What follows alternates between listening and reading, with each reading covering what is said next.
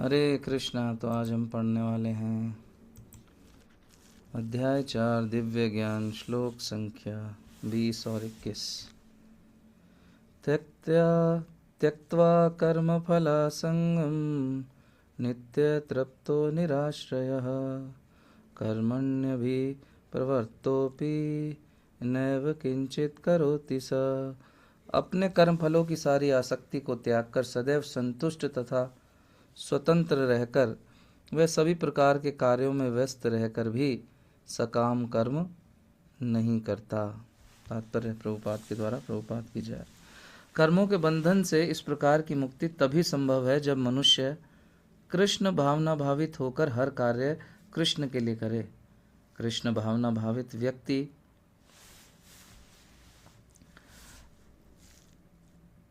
भगवान के शुद्ध प्रेमवश ही कर्म करता है। फलस्वरूप उसे कर्मफलों के प्रति कोई आकर्षण नहीं रहता। यहाँ तक कि उसे अपने शरीर निर्वाह के प्रति भी कोई आकर्षण नहीं रहता, क्योंकि वह पूर्णतः कृष्ण पर आश्रित रहता है। वह न तो किसी वस्तु को प्राप्त करना चाहता है और न अपनी वस्तुओं की रक्षा करना चाहता है। वह अपनी पूर्ण सामर्थ्य से अपना कर्तव्य करता है और श्री कृष्ण पर सब कुछ छोड़ देता है। ऐसा अनासक्त व्यक्ति शुभ अशुभ कर्म फलों से मुक्त रहता है, मानो वह कुछ भी नहीं कर रहा हो। यह अकर्म अर्थात निष्काम कर्म का लक्षण है। अतः कृष्ण भावनामृत में से रहित कोई भी कार्य कर्ता पर कर्म बंधन स्वरूप होता है और विकर्म का यही असली रूप है, जैसा कि पहले बताया जा चुका है। निराशर्य चित्तात्मा त्यक्त सर्वा परिग्रह शारीरम केवलम कर्म कुर्वनाप्नोति किल्बिषम। ऐसा ज्ञानी पुरुष पूर्ण रूप से संयमित मन तथा बुद्धि से कार्य करता है, अपनी संपत्ति के सारे स्वामित्व को त्याग देता है और केवल शरीर निर्वाह के लिए कर्म करता है। इस तरह कार्य करता हुआ वह पाप रूपी फलों से प्रभावित नहीं होता। देखिए कितनी गहरी बात भगवान कह रहे हैं, समझने की बात है। हम आज तक कर्मों को क्या सोच के करते हैं? वर्क इज़ वर्शिप, सिर्फ इतना लोग मानते हैं और अपने किसी भी काम को वो पूजा मान बैठते हैं। लेकिन भगवान का दृष्टिकोण कितना अलग है, कितनी गहराई से भगवान कर्म फलों के विषय में और कर्मों के विषय में बारीकी से बता रहे हैं। कल के जो हमने श्लोक पढ़ा उसमें भगवान ने सच्चे ज्ञान की बात कही कि सच्चे ज्ञान को जानकर, अभी जैसे माता जी ने एक्सप्लेन किया 4 स्टेप में जान सकते हैं कि सच्चा ज्ञान क्या है। उस सच्चे ज्ञान में रहकर जब व्यक्ति कृष्ण भावना में रहकर कर्म करता है तो उसके कर्म फल तक भी भस्मीभूत हो जाते हैं। सांसारिक कार्यों में रत रहकर भी उसे कर्म बंधन नहीं लगता। देखिए कितनी बड़ी बात भगवान ने बता दी। वरना एक दृष्टिकोण से देखने में क्या लगेगा कि संसार के कर्म तो फंसा देंगे, मोह माया है सब कुछ। लेकिन वो मोह माया भी भगवान के लिए लगाई जा सकती है। कितनी बारीकी से भगवान ने बता दिया, गहना कर्मणो गति। और आज का जो श्लोक है उसमें भगवान अब क्या बता रहे हैं कि ऐसा जो व्यक्ति है जो सच्चे ज्ञान में रहकर मेरे लिए कार्य करता है, वो धीरे धीरे क्या होता है, वो अपने कर्मों के फलों को त्याग देता है। कल हमने चर्चा की थी कि कभी कभी ज्ञानी जन क्या करते हैं, वो कर्मों को त्याग देते हैं। लेकिन भगवान कह रहे हैं नहीं, बुद्धिमान वो है जो कर्मों को नहीं त्यागता। बुद्धिमान व्यक्ति कर्मों के फलों को त्यागता है, कर्मों के फलों से आसक्त नहीं रहता, कर्मों के फलों की आसक्ति को त्याग देता है कि मैंने ये किया तो मुझे उसका ये रिजल्ट मिलना ही मिलना चाहिए, फल मिलना ही मिलना चाहिए। और दूसरी चीज़ क्या कह रहे हैं कि अपनी संपत्ति के स्वामित्व तक को भी वो त्याग देता है। वो जानता है कि एवरीथिंग बिलोंग्स टू कृष्णा। यहाँ पर मैं नंगे शरीर पैदा हुआ था, मेरे शरीर पर तो एक कपड़ा भी नहीं था, मेरा है क्या यहाँ? मैं स्वामी नहीं हूँ, मैं दास हूँ। और वो इस मनोवृत्ति के साथ कार्य करता हुआ संतुष्ट रहता है। भगवान इस बात को कह रहे हैं। तो यदि व्यक्ति इस बात को समझ ले कि मैं कुछ भी नहीं लाया, बिल्कुल एम्प्टी हैंडेड आया हूँ मैं, तो मैं किस चीज़ का अहंकार यहाँ पर कर रहा हूँ, तो फिर इस मनोवृत्ति के साथ, इस चित्त वृत्ति के साथ, जब वो जानता है कि स्वामी मैं नहीं कोई और है, और जब जान लेता है कौन है और उसके लिए कार्य करता है अहंकार रहित होकर, तो वो संतुष्ट हो जाता है। तो इसके विपरीत हमने देखा था, चर्चा की थी कल के श्लोक में, कि कभी कभी ज्ञानी जन क्या करते हैं, सभी साधु वेश धारण कर लेते हैं और अपने सांसारिक जिम्मेदारियों को, अपने कर्मों को, अपने दायित्वों का त्याग कर देते हैं। किस लिए? वो सोचते हैं कि हमें कुछ कर्म करेंगे तो हमें कर्म फल लगेगा, और वो संतुष्ट होना चाहते हैं कर्मों का त्याग करके। गुफाओं में बैठ जाएंगे अपना भगवा धारण करके, भगवान का चिंतन करते रहेंगे, अब कुछ और करने की आवश्यकता नहीं है, कोई चंदा वंदा दे देगा, खा लेंगे, कुछ दे जाएगा, बस हो गया। क्या इस प्रकार संतुष्टि प्राप्त हो सकती है उसको? संतुष्टि नहीं मिलती। भगवान यही कह रहे हैं, अपने जिम्मेदारियों से भागकर किसी व्यक्ति को संतुष्टि नहीं मिल सकती। अपनी जिम्मेदारियों का निर्वहन करना है, संसार में रहकर सांसारिक कर्म करने हैं, लेकिन कैसे? कर्म फलों से आसक्ति रखे बिना, भगवान को केंद्र मानकर। माम अनुस्मर युद्ध च, जिस प्रकार अर्जुन ने युद्ध किया, इसलिए नहीं कि मैं राजा बन जाऊंगा, सिंहासन मिलेगा, मैं स्टार बन जाऊंगा महाभारत का, मेरा बड़ा नाम होगा, फिर खूब भोग भोगूंगा, नहीं, भगवान की संतुष्टि के लिए, उनके आदेश का पालन करने के लिए। माम अनुस्मर युद्ध च। उसी प्रकार व्यक्ति को ये मानना चाहिए कि ये जिम्मेदारियाँ जो मुझे मिली हैं, मुझे चाहे बिजनेस करने के लिए दिया भगवान ने, या नौकरी दी, या मुझे एक परिवार दिया, मुझे संतान दी, पत्नी दी, या पत्नी को हस्बैंड मिला, तो ये सब मेरी जिम्मेदारियां हैं, भगवान ने मुझे दी हैं, मुझे इनका अच्छे से निर्वहन करना है, लेकिन भोग वृत्ति के साथ नहीं, सिर्फ जिम्मेदारी मानकर। रिजल्ट फिर जो भी मिले वो भगवान पर छोड़ना है, मैंने ये किया तो मुझे मिलना चाहिए, नहीं, वो धीरे धीरे हमें त्यागना होगा।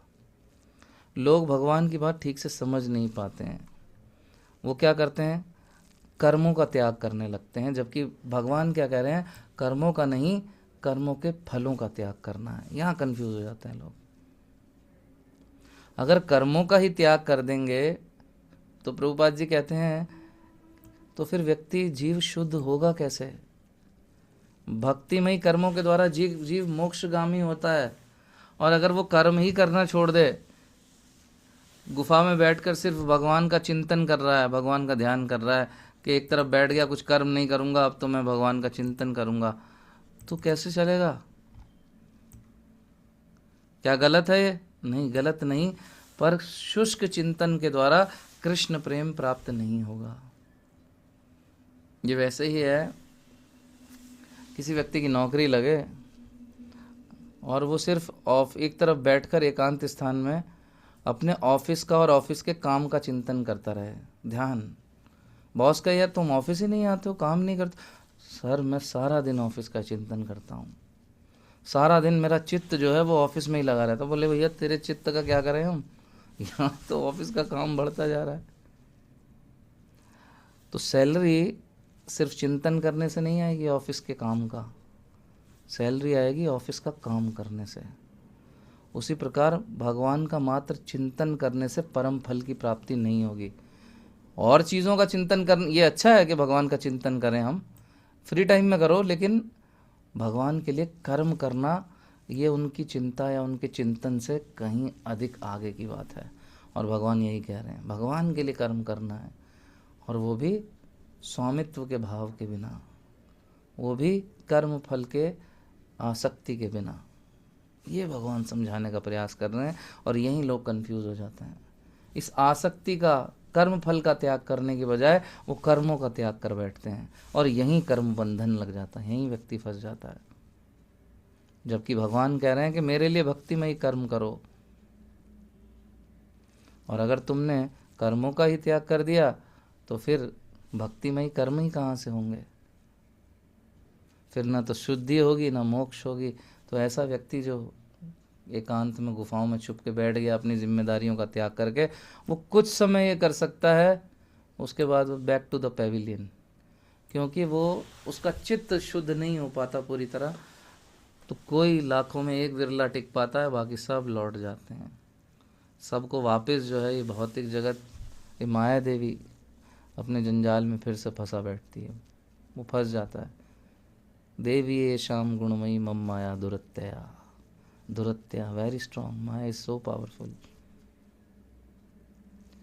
तो भगवान कह रहे हैं कर्मों का त्याग नहीं, कर्म के फलों का त्याग।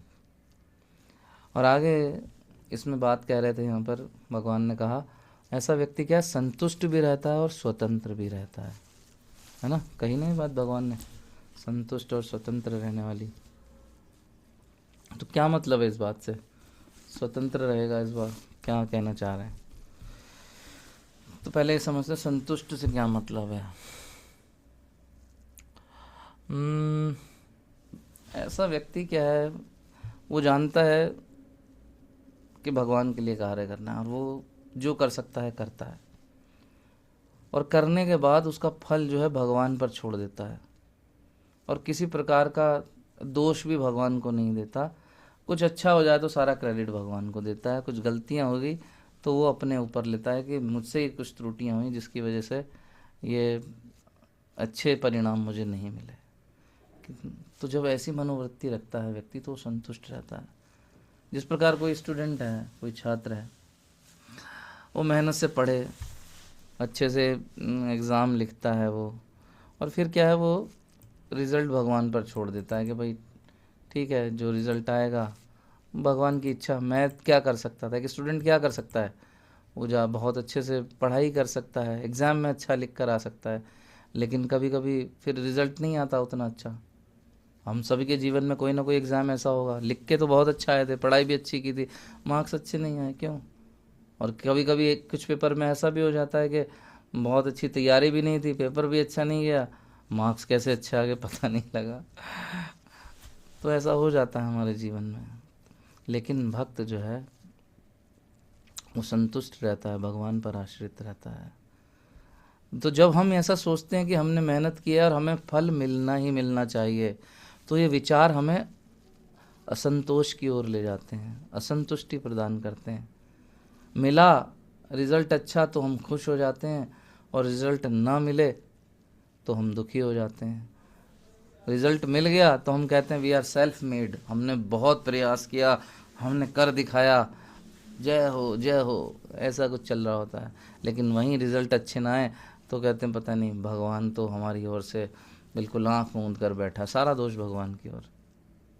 तो आज के इस परिवेश में अगर हम देखें, अधिकांश लोग असंतुष्टि हैं।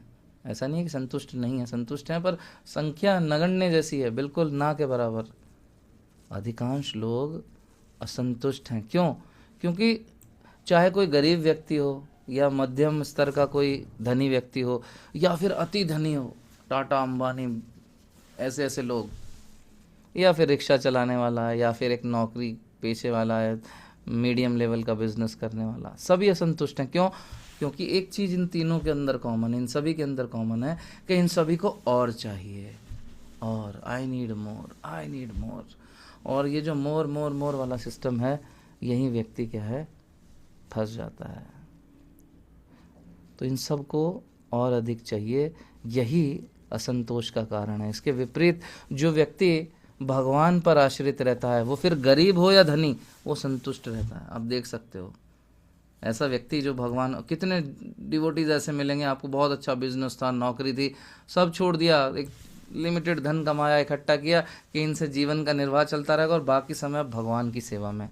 वो संतुष्ट हो जाता है। उसके पास उतना धन भी नहीं है, उससे लाख गुना ज़्यादा धन जिसके पास है वो असंतुष्ट है, और चाहिए और चाहिए और चाहिए। क्यों? क्योंकि भगवान पर आश्रित नहीं है। तो जो भगवान पर आश्रित है, जो जानता है रक्षिष्यतीति विश्वासो गोप्तृत्वे वर्णम तथा, भगवान है मेरी रक्षा करेंगे। गजेंद्र की रक्षा की, प्रहलाद महाराज की रक्षा की, किस किस की रक्षा नहीं की, सबको बचाया, मुझे क्यों नहीं बचाएंगे, मुझे भी बचाएंगे। तो फिर वो संतुष्ट हो जाता है। जब आवे संतोष धन, सब धन धूल समान, फिर ज़्यादा वो चिंता नहीं करता। और संतुष्ट व्यक्ति जो होता है वास्तव में वही स्वतंत्र होता है, वो किसी पर आश्रित नहीं होता। जबकि जो असंतुष्ट व्यक्ति है वो क्या है, वो अपनी इंद्रियों का गुलाम होता है। आई नीड मोर, मुझे ये गाड़ी चाहिए, मुझे बराबर वाले की फैक्ट्री भी अपने नाम करा लेनी है, सारा धन मेरे पास आ जाए, सारे शेयर्स मेरे पास आ जाएं। अंबानी जैसे लोग जिनके पास इतना धन है, कहीं मैं पढ़ रहा था कि अगर वो रोज पता नहीं 7 या 10 करोड़ रुपया भी खर्च करे तो उसे 700 साल लग जाएंगे। सोचिए, कमाल। वो फिर भी हाय हाय मचाया, असंतुष्ट है। किस लिए? और धन चाहिए, और मौज मजा चाहिए, और लग्जरी, बड़ी गाड़ियां, भोजन, ये सब चाहिए। और वो इन सब की पूर्ति के लिए किसी न किसी पर आश्रित रहता है। कोई मिल जाए उसको लूट लूं, कोई मिल जाए उसको ठग लूं, कोई मुझे दे जाए। बैग बोरो स्टील, चोरी करो, डाका डालो, डकैती करो, छीन लो, जो करना है करो, पर आना चाहिए। तो ऐसा व्यक्ति क्या है, अपनी इंद्रिय और मन इनके द्वारा बंधक होता है, वो स्वतंत्र नहीं होता। लेकिन जो भगवान का भक्त है, जो भगवान पर आश्रित रहता है, वो स्वतंत्र है।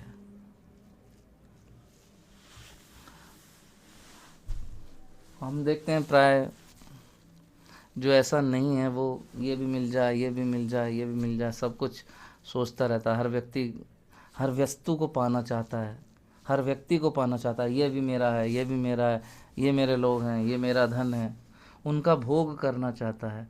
तो ये जो स्वामित्व का भाव है ना, प्रभुपाद जी कहते हैं इसका त्याग करना पड़ेगा।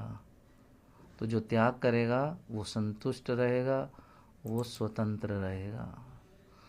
तो इन नटशेल अगर हम देखें, what is the safest zone? Safest zone यही है कि हमें कर्मों के फल को त्यागना है, कर्मों को नहीं। अपनी जिम्मेदारी मानकर कर्म करना है, भगवान पर आश्रित रहते हुए, अहंकार रहित रहते हुए, सादा जीवन जीते हुए, स्वयं को कृष्ण का और कृष्ण के भक्तों का दास मानते हुए। हमें बस ये सोचना है कि मैं इस जगत में बस अपनी सेवा करूँगा, भगवान की सेवा करूँगा, फल उनके हाथ में, मेरे हाथ में नहीं, इसकी ज़्यादा चिंता करने की मुझे आवश्यकता नहीं। और बस अपनी सेवा करके इस जीवन के समाप्त होने पर निकल जाऊंगा अपने गंतव्य भगवान के धाम। मैं सिर्फ इतना कर सकता हूँ, बाकी मेरे हाथ में नहीं, बाकी जाने श्री कृष्ण।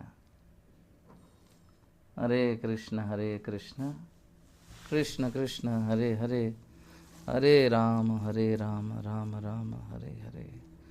भगवद गीता यथारूप की जय, शील प्रभुपाद की जय, सभी उपस्थित भक्तों की जय, निताई गौर प्रेमानंदे। हरि हरि बोल।